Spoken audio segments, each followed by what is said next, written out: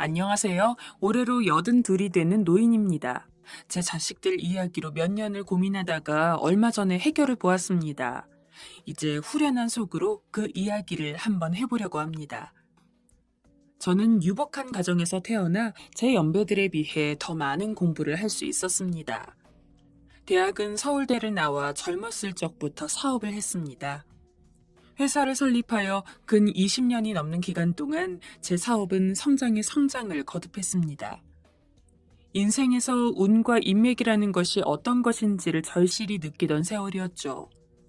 그때만 해도 서울대를 나왔다는 이유만으로도 다들 좋게 봐주던 시절이었으니까요.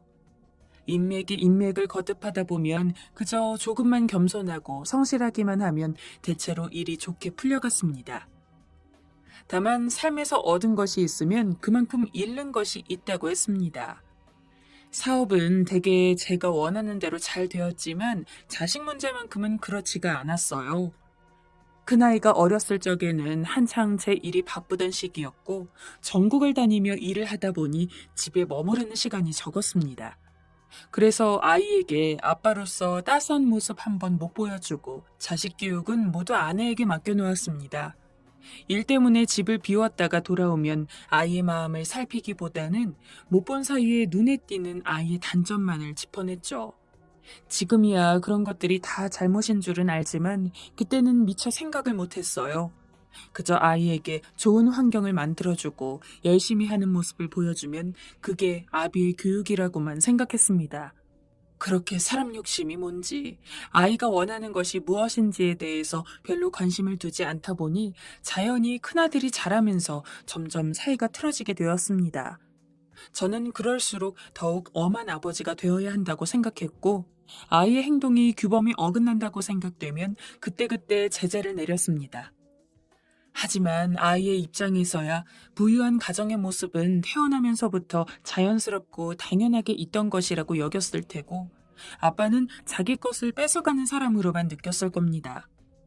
그러다 보니 아이는 원하는 것을 얻기 위해 남의 눈치를 보며 남을 속이는 것에 익숙한 아이가 되어버렸습니다. 그제서야 그간 주변인들이 왜 그렇게 자식 문제에 골몰했는지를 깨달았습니다. 저는 그저 아내가 알아서 잘 해주리라 믿고 제 할 일만 했던 것이 후회되었지만 이미 돌이키기에는 늦었죠. 제가 엄하게 대할수록 큰아이는 그 이유를 생각하기보다는 엄마를 조르거나 닥달해 본인이 원하는 것을 받아갔고 그마저도 여의치 않으면 몰래 어디선가 돈을 융통하고는 엄마에게 갚아달라고 했습니다. 20대가 되자 아들은 집안의 부유함만 믿고 방탕한 생활을 하기 시작했어요. 참다 못해 크게 혼을 내면 그때만 넙죽 엎드리며 상황을 모면할 뿐이고 이내 버릇은 계속되었죠. 군대를 다녀오면 좀 나아질까 싶었는데 제대를 해도 여전히 그 생활을 하는 것을 보고 저는 모든 지원을 끊어버렸습니다. 그랬더니 이제는 어울리던 무리들 중에 자기보다 형편이 나은 이들에게 빌붙어 사는 생활을 하기 시작하더군요. 그 와중에 사기, 여자 문제 등등 끊임없이 골칫거리를 몰고 다녔습니다. 그러고 다니는 아들을 지켜보니 더 두고 봐야 사기꾼밖에 안 될 것 같더군요. 그래서 아예 인연을 끊고 몇 년을 남남처럼 지냈습니다. 작은 아들은 그나마 진득이 앉아 공부하는 것을 좋아했기에 유학을 보냈습니다. 뭐든 붙들고 앉으면 어떻게든 끝장을 보고야 마는 성격이 저를 닮은 것 같아 기대가 컸죠. 하지만 유학 생활이 길어지게 되고 졸업 후에는 아예 미국에 터를 잡고 살아가다 보니 그간 이따금 통화를 하며 서로 안부를 주고받을 뿐 자주 만날 기회가 없었습니다. 그런 세월을 보내던 중 어느새 저도 50대 중반을 넘어서게 되었습니다. 큰아들이 결혼할 여자를 데리고 왔습니다. 말을 들어보니 큰아들과는 다르게 공부도 성실히 하고 자기 일도 열심히 하는 똑부러지는 아가씨였지만 제 눈에는 왠지 성격이 큰아들과 묘하게 닮은 것 같은 구석이 보이더군요.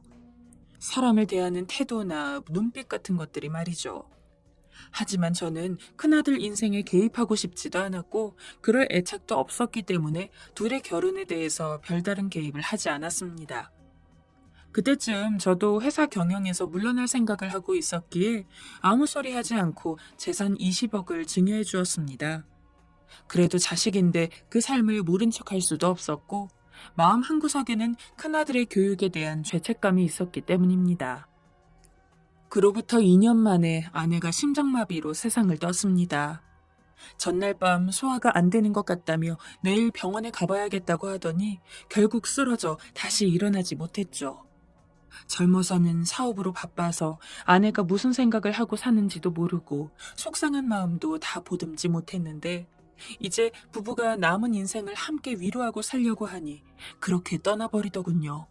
그 후로는 허망함에 빠져 어떻게 살아왔는지도 모르겠습니다. 그저 하루하루 때만 보냈던 것 같습니다.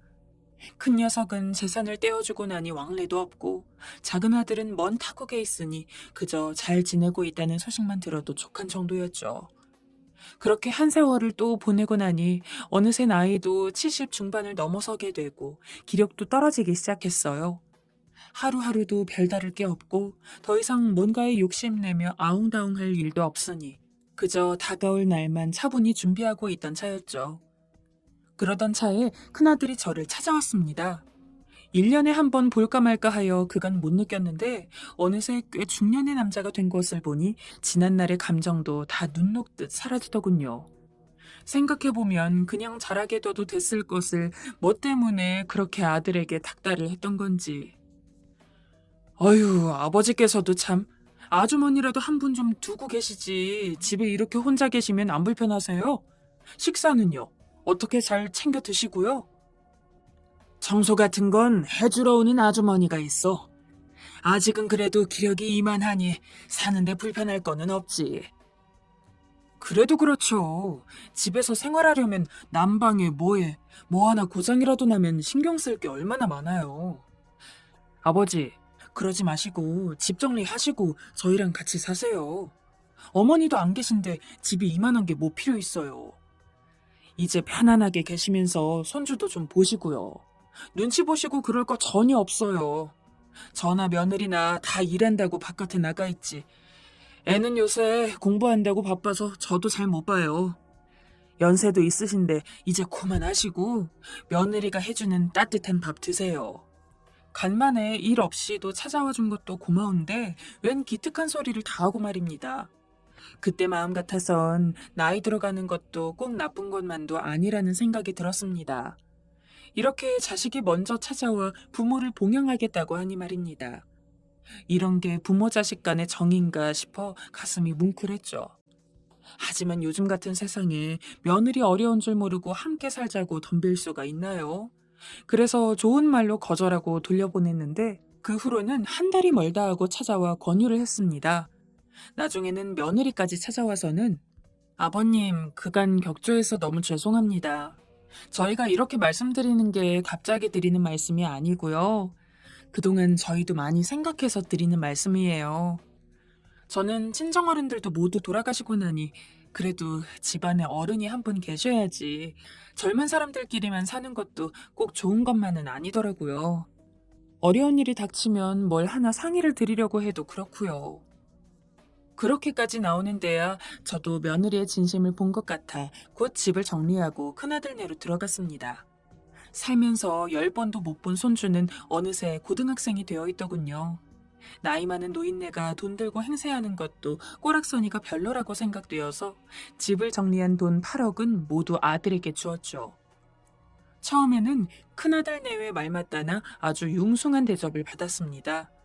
아침 저녁으로 아들 내외와 식사를 하는 것만으로도 참 간만에 사람 사는 것 같은 기분이 들었는데 노인네 적적하다고 스포츠 댄스에 강의에 취미거리가 될 만한 것도 다 알아봐주고 하니 하루하루가 일정이 가득했고 새로운 것을 배우는 재미에 푹 빠져 지냈습니다. 그런데 집을 정리한 돈을 해주자마자 얼마 지나지 않아 아들 내외의 태도가 점차 바뀌기 시작했습니다. 갑자기 일이 바쁘다며 아침 식사가 없어졌고 식탁에 제 밥과 된장찌개만 놓여있게 되었습니다. 며느리가 점심을 챙겨놓고 가면 제가 데워 먹으면 되었는데 그마저도 챙길 수 없게 되었다며 전화를 해 음식을 배달시켜 주더군요. 그래도 안 잊어먹고 매일 전화를 해서 점심을 챙겨주니 그래도 고맙기만 했습니다. 강연이나 문화센터도 더 이상 알아봐 주지 않더군요. 그래서 괜찮다 싶고 배워보고 싶은 것들은 제 돈으로라도 할랬더니 아들이 말하기를 아무래도 안 되겠어요. 아버지 재밌어 하시는 건 좋은데 자꾸 이동하셔야 하니까 제가 불안해서요. 요 앞에 경로당까지 가시는 동안에는 차도 안 다니니까 거기 다니시면 되겠네요. 라고 하면서 제 방에 따로 TV를 한 대 놔주더군요. 곰곰이 생각해보니 아들의 의도를 이해하겠더군요. 되도록 거실에 나오지 말라는 뜻으로 알아들었습니다. 저는 괜찮지만 아들 내외와 손주가 아침을 거리는 것이 영 염려가 되어서 바삐 나가는 손주에게 조금이라도 밥을 먹고 가라고 권했죠. 그랬더니 손주가 하는 말이 아니에요. 괜찮아요, 할아버지. 저희 원래 아침 안 먹어요. 할아버지 오셔서 잠깐 먹었던 거예요. 저는 그제서야 아들 내외의 속셈이 뭔지를 알게 되었습니다. 조금 괘씸하기도 했지만 한편으로는 작은 것에 욕심을 내는 아들이 참 어리석다고 생각이 들더군요. 제 애비가 뭘 하던 사람인지 그렇게 관심이 없어서야. 아무튼 기왕에 벌어진 일이니 저도 큰아들의 일에 더 관심을 두지 않고 그저 조용히 있는 듯 없는 듯 살았습니다. 아들 내외는 정말 언제 그랬냐는 듯이 저에게 관심을 끊기 시작했어요. 며칠에 한 번씩 된장찌개를 가득 끓여놓으면 밥은 제가 알아서 찾아 먹어야 했습니다. 그마저도 떨어지면 그냥 김치를 꺼내서 물에 말아먹기도 했고요. 그런데 아들 내외에게 별다른 기대를 하지 않으니 그런 생활도 그럭저럭 할만했어요. 언제 이렇게 내 손으로 열심히 새끼를 꼬박 다 챙겨 먹어본 적이 있나 싶기도 했고요. 늙음하게야 소소하게 사는 재미를 알았다고나 할까요? 다만 나이가 들수록 마음 같지 않게 몸이 못 따라와 주는 게 서글펐습니다. 젊었을 적부터 잦은 술자리에 다니다 보니 그렇잖아도 시원찮던 신장이 신부전증으로 발전해서 제 기능을 못하게 되었습니다. 제 힘으로 살지도 못하고 병원에 가서 억지로 피를 걸러야 하니 삶의 질이 많이 떨어졌습니다. 큰아들 내외는 병원에 한 번 따라와 준 적이 없습니다. 애비가 죽든 살든 필요 없다는 건지 참. 아들 내외는 그렇게 저를 본체만 채하더니 급기야는 제가 쓸모없는 인간으로 여기나 봅니다. 하루는 아침에 일어나 산책을 다녀오니 배가 많이 고팠죠. 그래서 평소 같으면 찌개에 김치나 먹고 말 것을 계란 후라이를 하나 해서 밥에다 얹어 먹으려던 참이었습니다. 그런데 바쁘게 준비하던 며느리가 그런 제 꼴을 보고는 아버님, 아침부터 온 집안에 기름 냄새 나요. 어지간하면 밥은 저희 나가고 나서 드세요. 저희는 식사도 안 하고 나가는데 좀 상쾌하게 있다가 나가야죠. 음식 냄새 풍기면 저희가 좋겠어요? 시애비랑 눈도 안 마주치고 지 할 일 하면서 그런 소리를 하더군요. 여태 그런가 보다 하고 지내왔는데 그 순간에는 저도 화가 치밀어 올랐습니다. 그래서 한바탕 훈계를 하려고 아들 내외를 쳐다보는데 큰아들은 며느리가 그런 소리를 하는데도 그저 멀뚱히 며느리가 출근 준비를 하는 것만 바라보고 있더군요. 그걸 보니 참 화낼 가치도 없겠다는 생각이 들었습니다. 며느리에게 밥을 챙겨 달린 것도 아니고 80 다 된 노인이 제 손으로 계란 하나 구운 걸 가지고 시아버지 밥상 앞에서 그런 소리를 하다니요. 그러고 난 뒤부터는 노골적으로 제가 있는 게 불편하다는 티를 내기 시작했습니다. 밖에서 지들끼리 하는 말인 것처럼 하지만 저 들으라고 하는 거였죠. 시아버지가 있으니 집안에 손님 한 번 모시기도 불편하다. 이런 식으로요. 그렇게 생각하지 않으려고 해도 혹시 줄 돈이 있으면 더 주라는 소리밖에 안 들렸어요. 조만간에 저를 어디다 갖다 버리겠다는 생각도 들고 참 우습기도 하고 그렇더군요. 그런데 아니나 다를까 하나를 보면 열을 안다고 결국 제가 생각하던 그 꼴을 보고야 말았습니다. 몇 달 뒤 주말에 아들 내외가 저에게 조용한 곳으로 가서 고기를 먹으러 가자고 하더군요. 웬일로 나를 데리고 놀러를 타가나 싶었는데 한적한 교회의 그럴듯한 식당으로 저를 데리고 갔습니다. 그리고 한참을 고기를 먹으며 내외가 시시덕거리길래 얘들이 나한테 무슨 아쉬운 소리를 할 게 있구나 하는 예감이 들었죠. 아니나 다를까 아들 녀석이 하는 소리가 아버지, 집에 혼자 계시니 적적하시죠? 죄송합니다. 참 이러려고 모시고 온 게 아닌데 말이에요. 네, 아버님. 마음 같아서는 제가 옆에서 잘 모시고 싶은데 일이 워낙에 바빠야 말이죠. 저도 그동안 속 많이 상했어요. 이 사람이 절더러 그러더라고요. 아버지 몸도 편찮으신데 집에 계속 혼자 계시게 두는 것도 불효라고. 그래서 제가 많이 알아봤는데요. 저기 왜 충청도에 요양병원이 괜찮은 곳이 있어요. 지은 지도 얼마 안 됐고 시설도 좋고 의사들도 내로라 하는 사람들이 돌아가면서 하루씩 온대요. 거기 계신 분들도 많아서 분위기가 요양병원답지 않게 참 좋대요. 네, 아버님. 제가 꼼꼼하게 전화해서 물어봤는데요. 혈액 투석할 때도 옆에서 다 지켜봐주고 한대요. 아, 그럼 당연히 내가 그런 좋은 쪽으로 알아봤지. 아버지, 말이 요양병원이지 분위기는 우리나라 3대 병원같이 그런 분위기입니다. 저희가 이대로 계속 불효하느니 아버지 좋은 곳에서 지내게 해드리고 싶어서 고르고 고른 곳이에요. 참, 노인네를 바보로 하는 건지. 빤한 속셈을 가지고 아양을 떠는 꼴이 우습고 한편으로는 치가 떨리도록 괘씸했지만 혈액투석하느라 왔다 갔다 하는 것도 힘들던 차에 차라리 잘됐다 싶어 곧바로 병원으로 들어와 버렸습니다. 처음 한 달간은 차라리 병원 생활이 더 편했어요. 밥도 제때에 잘 나오고 돈만 있으면 이것도 좋겠다 생각했죠.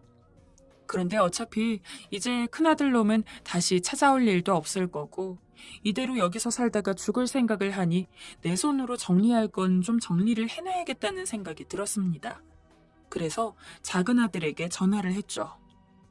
그래, 네 큰형이 여기 입원시켜줘서 잘 있다. 뭐 아픈 거야 늘 그렇지 뭐. 그래. 그런데 너는 애비 못 본 지도 꽤 되지 않았냐? 아, 살아서 한번 봐야지. 죽은 다음에 무슨 소용이야? 언제 한번 한국에 안 들어올 테야? 아버지, 너무 죄송합니다. 지금 상황이 여의치가 않아서 그래요. 애들 키우다 보니 그렇게 돼버렸어요. 지금은 좀 곤란하지만 제가 꼭 시간을 내서 찾아뵐게요. 전화를 하고 나니 차라리 속이 후련했습니다.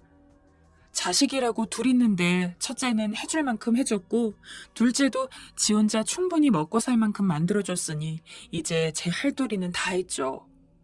돌이켜보면 참 바쁘게 살았는데 슬하에 있는 자식들이라고는 이제 다 각자 자기 살 궁리만 하더군요. 그렇게 마음의 정리를 하고 이제 마지막으로 전화를 들었습니다. 사실 저는 이태껏 살면서 남에게 이야기하지 않고 숨겨둔 비밀이 2가지 있습니다. 첫 번째는 혼외자 자식입니다. 젊었을 적에 사업을 하면서 알게 된 여인이 있었고 그 여자와의 사이에서 낳은 아들이 하나 있습니다. 아내에게는 숨기고 모자가 살아가도록 경제적 지원을 해줬죠. 대학을 보내고 직장을 잡아 제 엄마를 모시게 될 때까지 지원을 해줬고 그 이후로는 찾지 않았죠. 아내에게 터놓고 말하자니 아내를 볼 면목이 없었기 때문입니다. 그래도 녀석은 저를 애비로 알고 가끔씩 안부를 전해왔습니다. 그리고 아내가 죽고 난 후에는 좀 터놓고 만나곤 했죠. 어느새 결혼도 하고 아이도 생겼습니다. 제가 병원에 있다고 전화를 하니 막내는 그 주말에 저를 찾아왔어요. 그리고는 제 손을 붙들고 눈물을 흘리더군요. 아버지, 편찮으시면 저한테 바로 연락을 주시지 않으시고요. 저는 여태 아버지 편찮으신 줄도 모르고 있었네요. 제가 자주 안부를 드렸어야 했는데. 네가 전화를 해도 내가 말을 안 한 거지 무슨. 여기 지내기 좋다. 내 걱정은 마라. 그 후로는 매주 주말에 못와도 2주에 한 번씩은 며느리와 손주를 데리고 꼭 찾아왔습니다. 혹여 못 오는 일이 생기면 며느리 혼자라도 꼭 찾아오곤 했죠. 너무 자주 오지 말라고 했더니 병원에 계시는데 자식들이 안 찾아오면 여기 사람들이 아버지한테 소홀히 한다고 너스레를 떨었습니다. 아파서 병원에 누워있으니 누가 효도하는 진짜 자식인지 알게 되더군요. 그래서 이제 마지막 정리를 해야 할 모양입니다. 아내가 죽고 나서 갖고 있던 부동산을 모두 처분해 둔 것이 50억입니다. 저는 그 돈을 막내 아들에게 주려고 마음먹었죠. 어떻게 나눠야 할지 오랫동안 고민했었지만 둘째는 내가 염려하지 않아도 자기 힘으로 잘 살고 있으니 걱정할 것이 없고 아무리 좋게 마음을 내어봐도 큰 녀석은 이 돈을 받을 자격이 없습니다. 젊어서 사업을 하면서부터 내 자식들에게 제 의지와도 같은 돈을 물려줄 순간을 늘 그려보곤 했었는데 결국은 이렇게 되어버리는군요. 그래도 한 몇 년 전만 같아도 아무도 몰래 막내에게 20% 정도를 떼어줄 계획이었는데 이제는 더 고민할 것도 없이 결심을 굳혔습니다. 두 아들 녀석들이야 사생아 동생이 있다는 사실을 알 수 없으니 당장에야 문제가 될 것은 없겠지만 혹시 나중에라도 문제가 되지 않을까 염려되었죠. 특히 큰아들 녀석이 마음에 걸렸어요.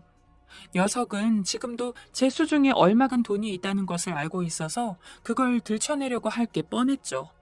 그래서 한 가지 꾀를 냈습니다. 제 계좌에 있는 돈들 중에 5천만 원이 있는 통장을 따로 준비해 큰아들에게 전화를 했습니다. 병원에 있으니 재산 문제가 자꾸 걸려서 살아있을 적에 어느 정도 정리를 해두고 싶다고 말이죠. 그렇게 말하니 녀석은 며느리와 함께 한 걸음에 달려왔습니다.